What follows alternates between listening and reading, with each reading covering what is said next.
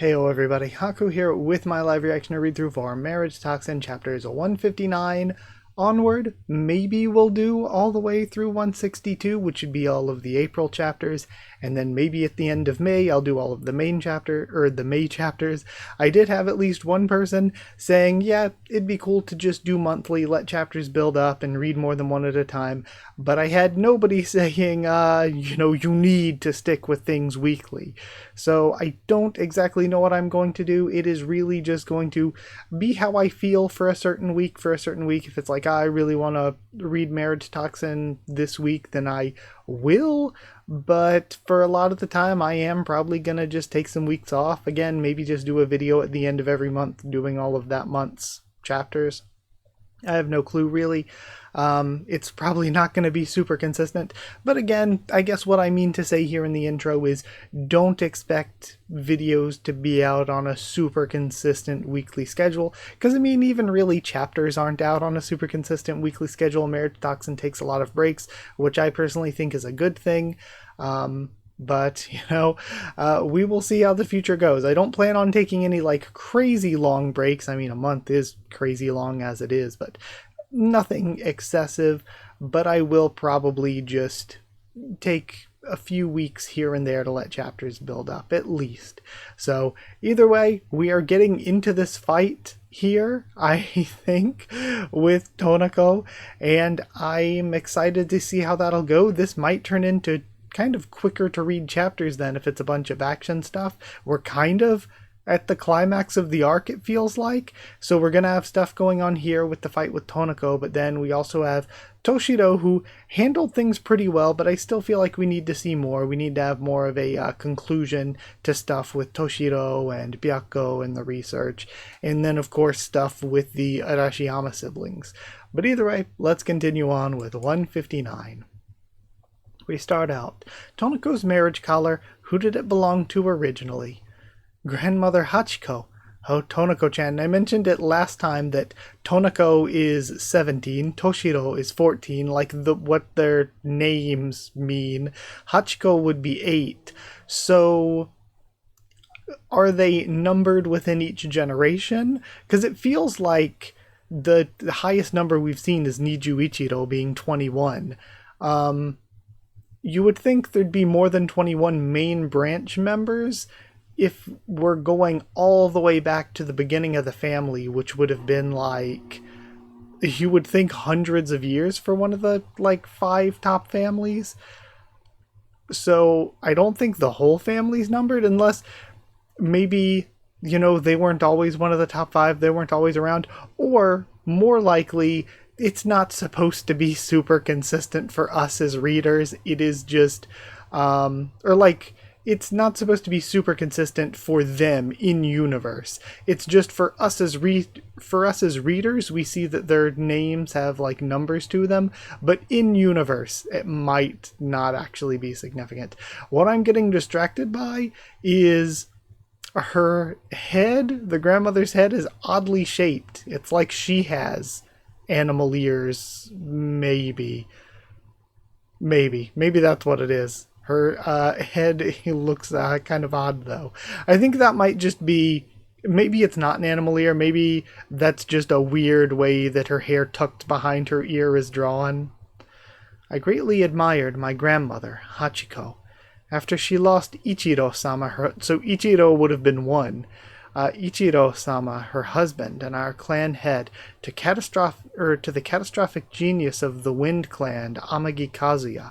She continued to closely support the growth of the Dogo clan as the current head's right hand. Grandmother Hachiko, wasn't it hard on you? Wasn't it tough to carry on bearing the weight of the clan even after Ichiro-sama was gone? Not in the least. You see, my prince has never once left my side. I'm sorry I'm late, Hachiko. Right, we saw the elephant guy killed in the flashback back in the Nabicha arc. Sorry I'm late, Hachiko. Seeing the elephant just brought it all back. Clan head, there's no need to bother yourself over a mere wolf user like me, is there? Hachiko, I want you to have this This collar is an exquisite piece. And again, unless they were siblings, I think, once again, the numbers aren't supposed to mean anything for them in universe. It's just something that we can tell as readers. Crafted over many long years from the shell of a great old turtle said to have lived for over 10,000 years, unbreakable no matter what adversity comes its way. Won't you build such a family with me? And she puts it on. Can it withstand even the fangs of my wolf? Haha, most certainly. And she looks at the photo of the Dogo family. Okay.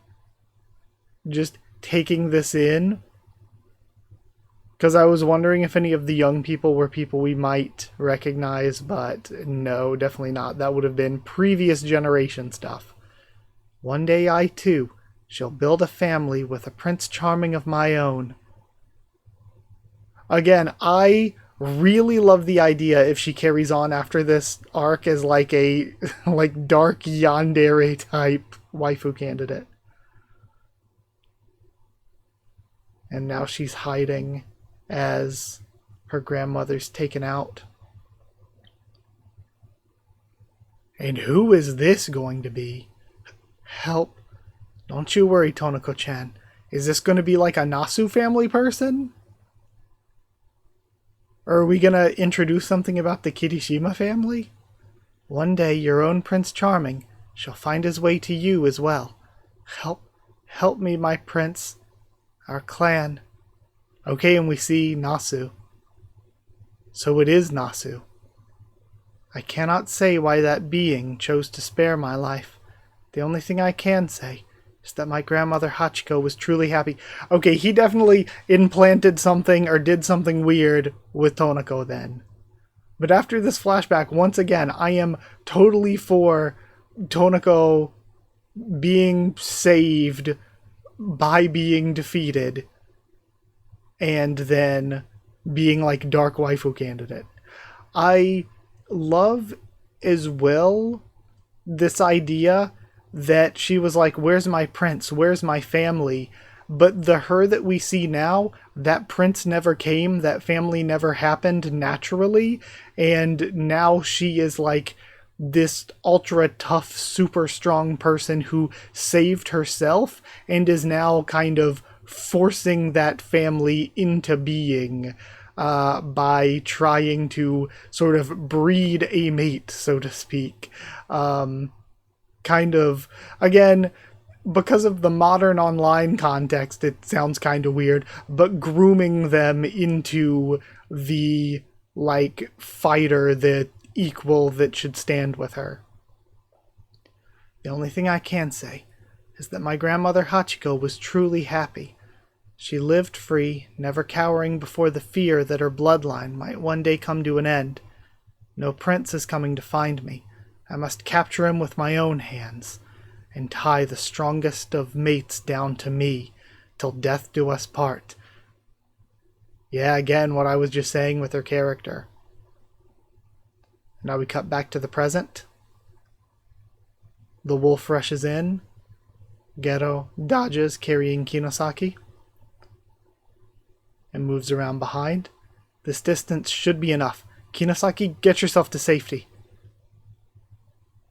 And she puts a coat on him. He puts it on and takes off. Great job as always, Kinosaki. Apart from my toxins, everything's here. If I want to defeat this wolf, and again he's making the toxin in his own body now, I have no choice but to jab it with a dose of the original toxin mixed within my body. Lightning comes in and knocks the syringe out of his hand. Gero-kun? Neither your feelings nor poison shall ever reach me. Sorry to say, Tonako, that I'm a man who doesn't know how to give up. Really cool looking page. A rejection clad in natural calamity. How will he conquer this challenge? Really, really good chapter. Again, a little on the shorter side because we have a bunch of really gorgeous art here and action shots and all of that. But I thought this backstory was so good. That was a really solid backstory scene. I guess it wasn't that short. Like, it took me 10 minutes to read, which for like a manga chapter really isn't bad. Especially one that did have some action to it. That's not too short. There was a lot that went on. I liked it. And I don't have to just wait until next week for another. I can keep going, so let's go to 160. 160 starts back with Toshiro. And then Toshiro was... Oh, sorry, didn't read the side. Toshiro borrows the power of his true partner, the Bat, and rises to protect Byakko. Toshiro was regarded as a genius because he possessed an ability unlocked by only a few in the course of the Beast Clan's history. The ability to channel the form of a beast with one's own body, beast blood unleashed. He had his Bat collect Nijuichiro's blood and obtain the power of a gorilla. But in the end, he's nothing but a fraud. The only true gorilla here is on my side. And Nijuichiro is able to strike him in the chest. There's no way I'm losing this battle. I've always despised the Bat. I've harbored nothing but hatred for this creature. So I swore to take down the fools who gave me this beast, and wielded all the power I had toward that goal. Byakko was nothing more than a useful woman I found to serve my own ends. It's true that I have no obligation whatsoever to protect her from this monkey brat and his cohorts. But man and beast, one in mind and heart, that's the essence of being a beast user. By forming a strong bond with our partners, we can draw out their abilities to their absolute limits. I've spent all this time shutting out this guy's voice, though, so can't really say that I'm in that camp. Still, you two go way back, don't you? If you have something you want to protect, Toshiro, don't you think that little guy would lend you its power? Man. I really like Toshiro, I've said it before. And then it screeches, and we have a eruption. Finish him. But we see a huge bat wing. And he's gone bat form, changing his arms into wings. So cool. Bat form Toshiro is so cool. He's just getting cooler. Is this Toshiro's true form? Don't let up. He may have transformed his body, but he's still the same pathetic loser monkey inside.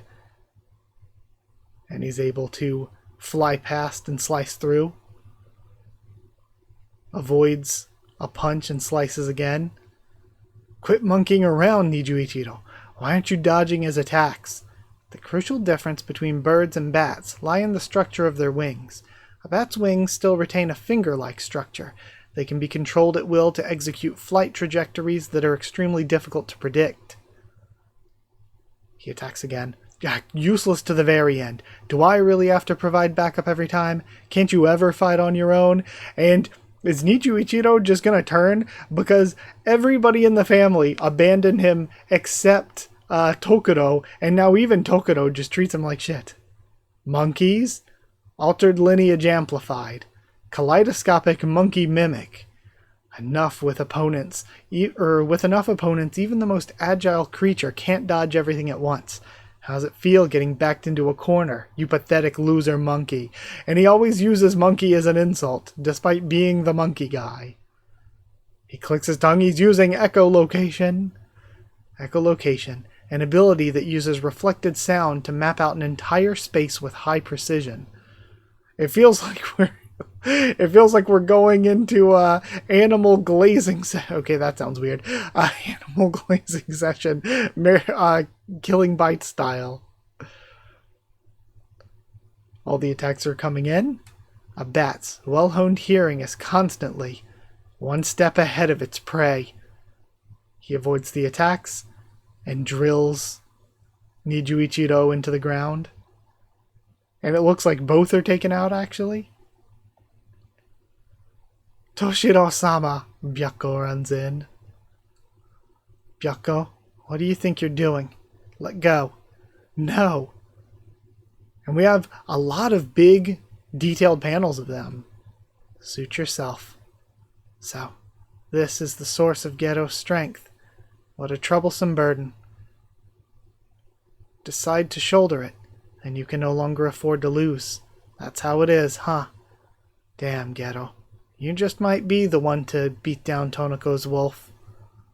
Come on, show me what lies at the core of this marriage journey of yours. Difficult as it may be to comprehend, there is no going back from knowing this strength, and it may just be the key. That is so cool. I wish we got a little bit more with Byaku's character other than just Toshiro-sama. I wish we got a little bit more, and we might. I hope they talk a bit, actually.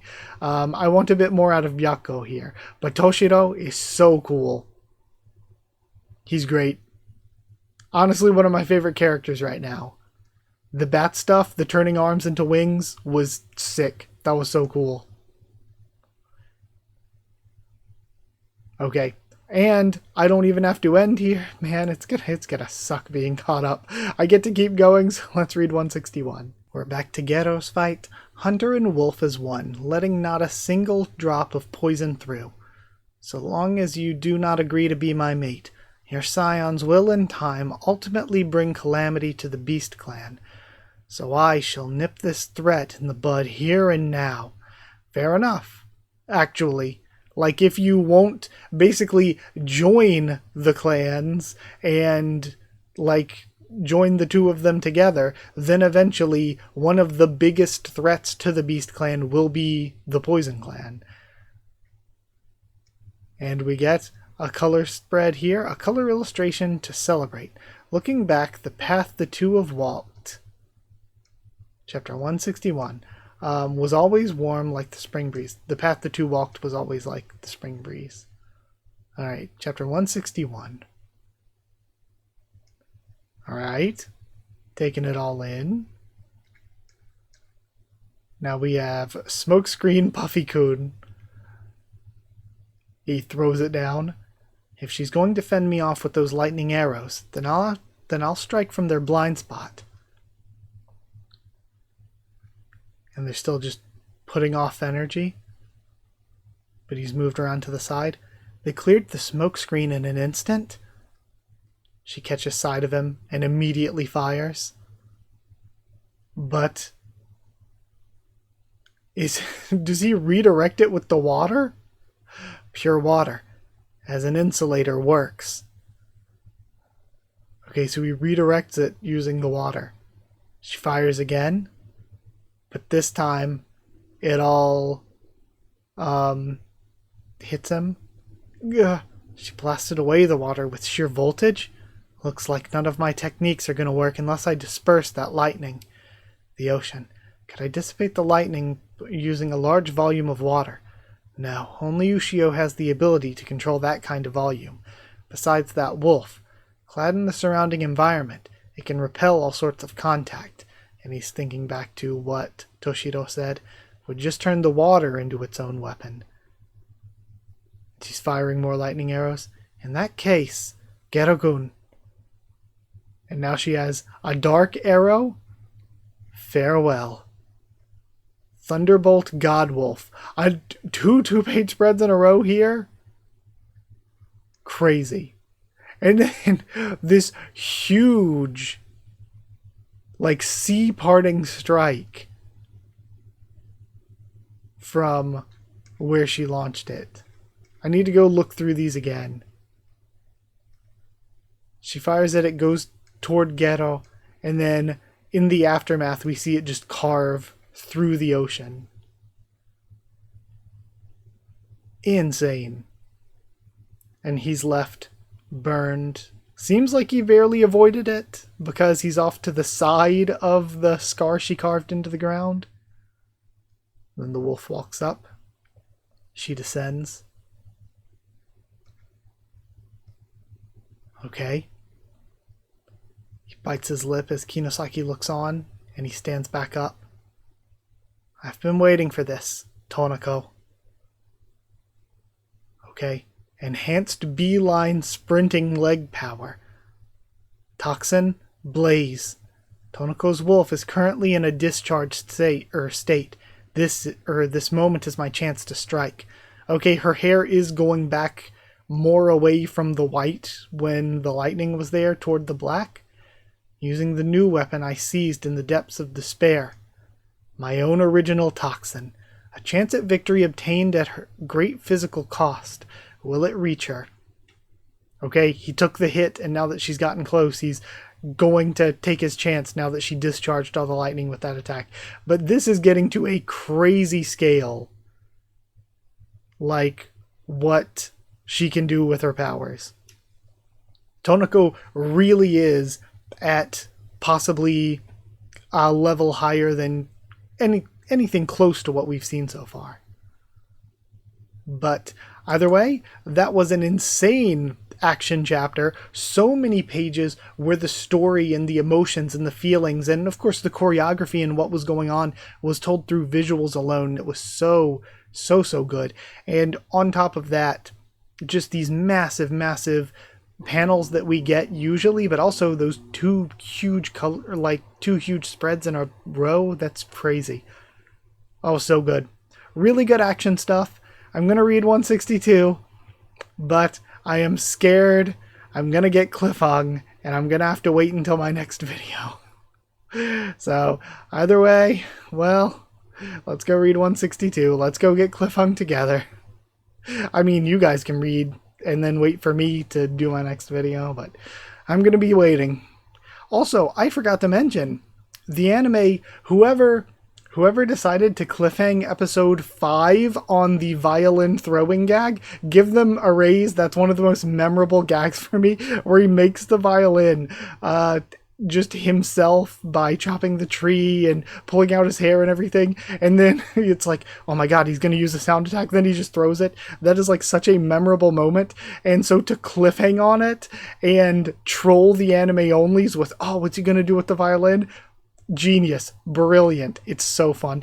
And I just watched episode 6 before coming to record. Gorgeous. So good looking. I forgot to even mention the anime. It looks so good. I love it. So yeah, either way, let's continue for one more chapter. Our final April chapter, chapter 162. Gero bets on one final attack. His chances are, if Gero-sama ends up fighting Tonako-sama one-on-one, how do you think he'll fare? And we've got Ushio, Arashiyama, and PK, or, oh god, what was his name again? Kimihiko. Should I keep calling him PK? Should I start calling him Kimihiko? I'll see what the other characters call him and decide. Tonako's wolf clads itself in the surrounding environment to become an impenetrable shield that can repel attacks from every direction. Its one and only vulnerability is a brief downtime to mitigate the strain on its fur.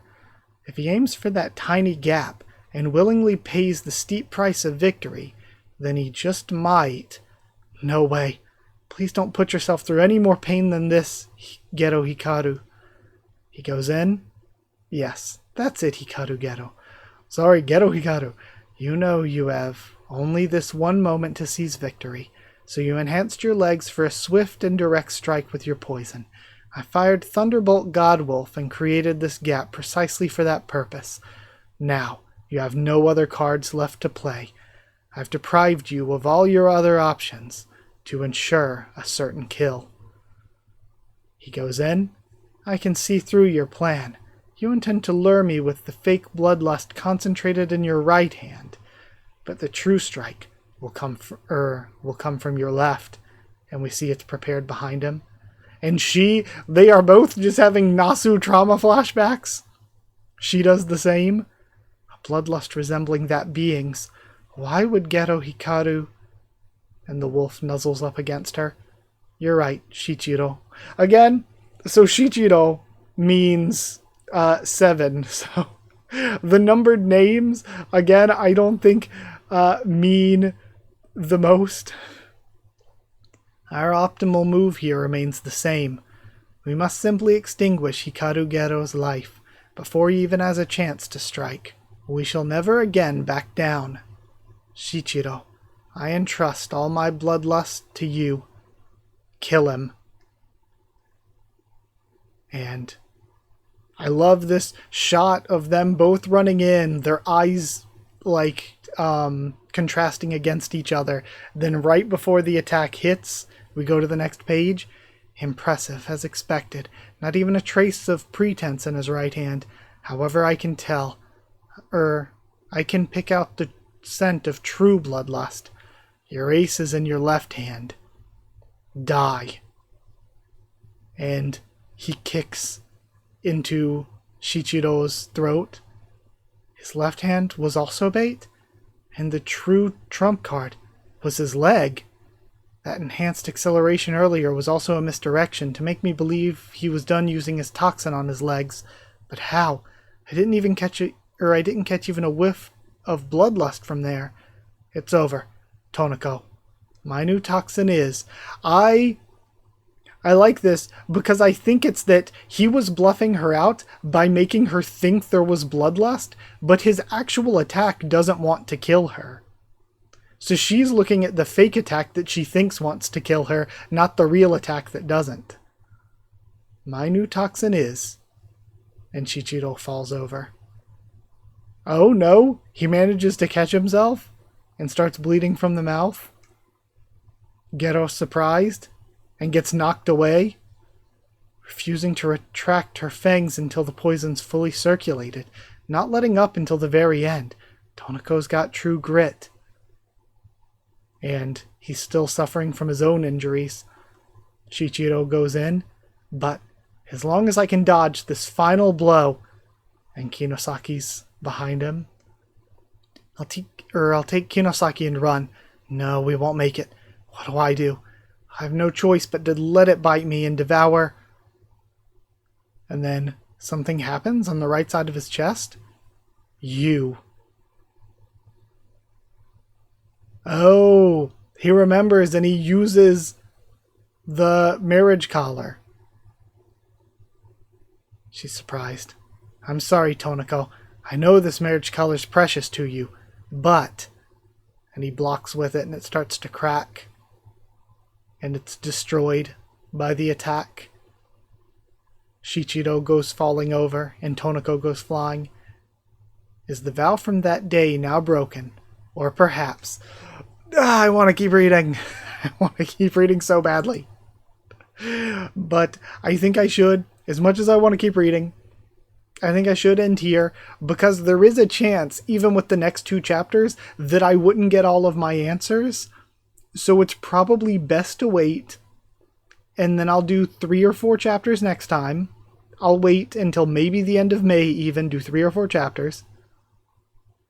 Okay. Yeah. That's what I'm thinking right now. And then... hold on, let me consider things. So yeah, I'll do 3 or 4 chapters, and then maybe in the next 3 or 4 chapters, we will have enough information from those, because it seems like the fighting is, if not over, at least close to over. We will maybe get a better idea of what happens now with Tonako's character. Again, I think yandere dark waifu candidate who has to learn to be normal, kind of almost reminiscent of Azula on the beach episode in Avatar: The Last Airbender, having to try to fit in and stuff. That kind of arc for Tonako I think would be very fun. So I actually really hope, even though it felt like we weren't doing any more marriage candidate stuff, I would love if she continued as a marriage candidate. Though she might not, she might just end up as, you know, somebody who's going to go for Kazuma, and she'll end up with Kazuma. Or maybe she'll still end up with Kazuma in the end, but for now she'll be a marriage candidate for a while. I just would love to see another marriage candidate and her doing this stuff, even though a lot of people probably think we should be kind of wrapping up the story and getting rid of some of the marriage candidates.